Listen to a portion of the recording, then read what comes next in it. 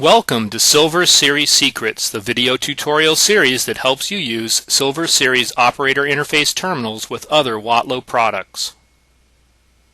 In this installment, you will learn how to connect EasyZone controllers to the OIT via Ethernet, set up an EasyZone gateway for Modbus TCP communications, create a new Silver Series project, configure the Modbus TCP IP master communications driver, and address data in the EasyZone products connected to the gateway. We'll be using a Silver Series OIT powered by a DC power supply, a laptop computer with EasyWare 5000 and EasyZone configurator software installed, an EasyZone RM system consisting of two RM control modules, an RM scanner module, and an RM access module with Ethernet gateway. The OIT and access module and the computer are connected to an Ethernet switch.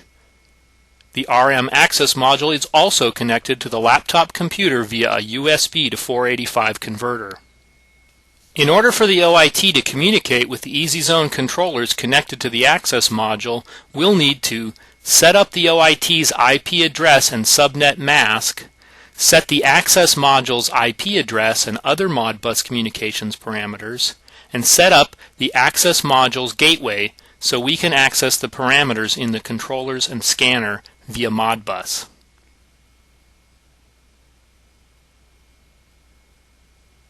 To set the OIT's IP address, power it up and touch the lower right corner of the screen to see the menu bar. Touch the Setup button and enter the password. By default, this is 111111. You may have to touch the password field to make sure the numbers you type are entered there. Since this will be a network with just the OIT and access module and no resource for getting IP addresses automatically, choose IP address Get from Below to set a fixed address and enter an appropriate address.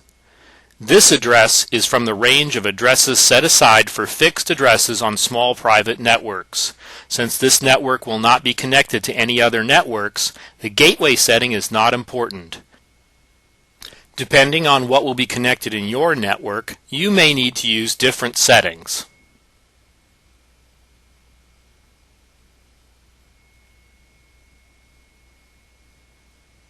Next, using EasyZone Configurator, we'll set up the EasyZone RM access module. Connect the computer to the access module via RS-485. Here we use a USB to 485 converter. The EasyZone RM modules are connected together at their backplane connectors. Each is configured for standard bus communications and set to a unique address. The access module is set to address 17, displayed as J. The control modules are set to addresses 1 and 2, and the scanner to address 3. Launch EasyZone Configurator. Choose Configure a device while communicating with it. Click Next. Select the COM port. Click the Advanced button to make sure the range of addresses to be scanned includes the access module. If you're using an RUI gateway, you'll want to be sure the program scans for remote user interfaces. Click OK and click Next. Choose the access module, the device with the part number that starts with RMA. To set the access module's IP address, on the Setup page, choose the Communications To menu. Set the Modbus word order to word low high. Since we're using fixed IP addresses, set the IP address mode to fixed IP address. Set the IP fixed address to the next address for our network.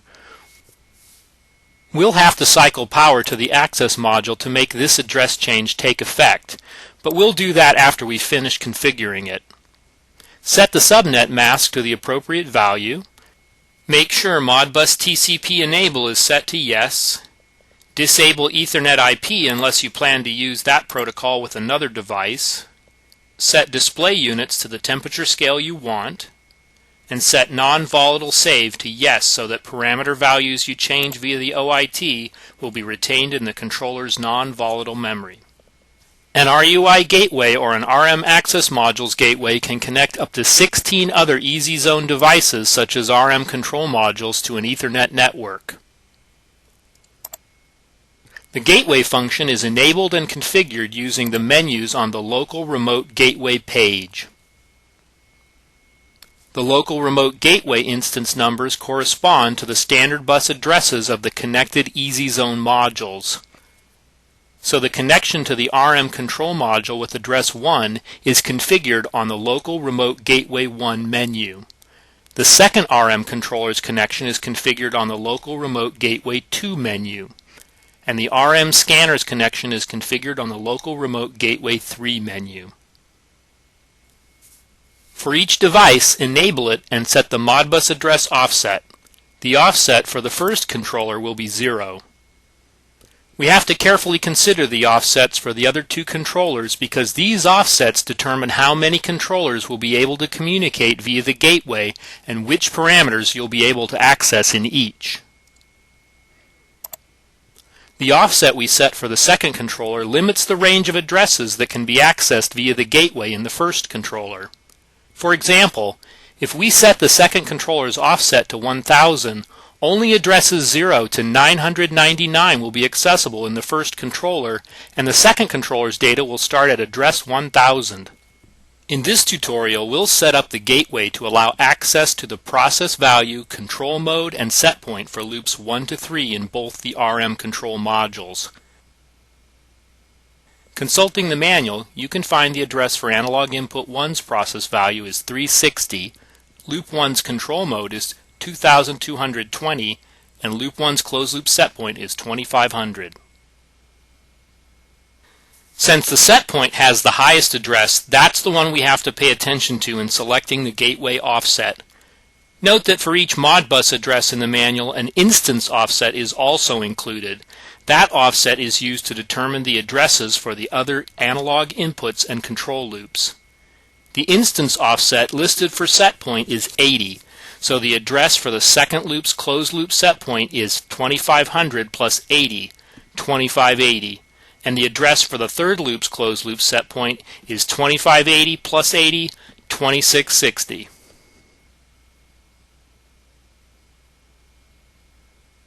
To be able to access the closed loop set point for loop 3 in the first RM control module, we must offset the second control module's Modbus addresses by more than 2660. Let's set the offset to 5000. That gives us some additional room in case we decide later to access other parameters we haven't anticipated at this point. For the offset for the third module, the scanner module, let's offset its addresses by the same amount so that the same range of parameters is accessible in the two RM control modules. To allow 5000 addresses for the second controller, set the scanner's offset to 5000 higher. That's 10,000. Close Easy Zone Configurator. Cycle power on the RM access module to make the IP address change take effect. Launch EasyBuilder 5000. If you have previously edited a project, it opens automatically, so from the File menu, choose New. Otherwise, you will already see this dialog. Select your model. I'm using the 7-inch unit and will create my screens in landscape mode. With the Use Template option set, click OK. The new project has two devices, the OIT called Local HMI and a Modbus RTU master. Since in this project the OIT will communicate using Modbus TCP over Ethernet, let's change the Modbus RTU master device by selecting it and clicking Settings. EasyBuilder 5000 refers to any device OITs communicate with as a PLC because that's a common type of device used with them. For PLC type, choose Modbus TCP Master. Name the device. Since you will add a Modbus TCP device for each IP address that must be accessed, it makes sense to use a name that helps you identify what will be communicated with at that address. The PLC interface setting is automatically changed to Ethernet. Click Settings and enter the IP address of the EasyZone RM access module. Click OK, OK, and OK again. Now we can start creating an interface. Add a numeric display for the first process value in the control module with address 1. Enter a description. For PLC name, choose EasyZone RM Access Module. For address, choose 4X and enter 361. You must add 1 to the address indicated in the EasyZone manuals. On the Numeric Format tab, for data format, choose 32-bit float. Click OK and place the field. To create a label, select the text tool and enter the label text.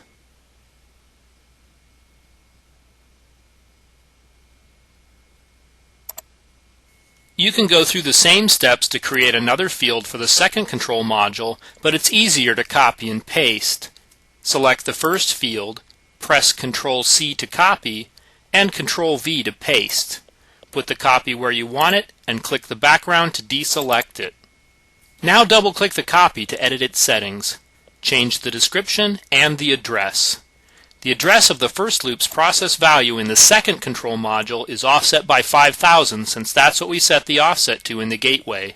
So insert a 5 to make it 5361. Similarly, we can make a copy of the label and edit it. Select it, copy, paste, drag, deselect it, and double-click to edit it. Make the change, and click OK. To make a field to display the first analog input value from the scanner, let's just make another copy. To access the first analog input value in the scanner, consult the manual and find the Modbus address is 380. To that we have to add 1 to use it with the OIT, and add 10,000 because that's the offset for the scanner module we entered in the gateway. So the address is 10,381. Again, copy, paste, deselect and edit,